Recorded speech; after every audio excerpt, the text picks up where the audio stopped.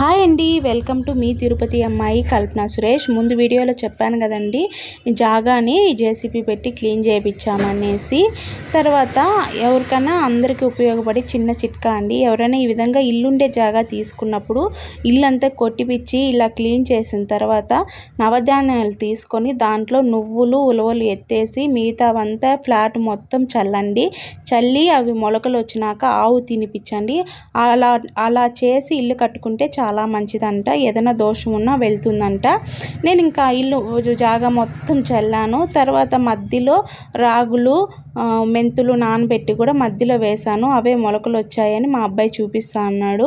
మధ్యలో వేసిన రాగులు మెంతులు అయితే ఇంకా బాగా వచ్చాయండి మొలకలు. మీకు ఉపయోగపడుతుంది ఈ చిట్కా చెప్తున్నాను. మనం వేసిన చెట్లు వచ్చినాయంటే చాలా సంతోషం కదండి. ఇది అవునా కాదా నాకు కామెంట్ కూడా చేయండి. వీడియో నచ్చితే లైక్ చేయండి, సబ్స్క్రైబ్ చేయండి. బాయ్.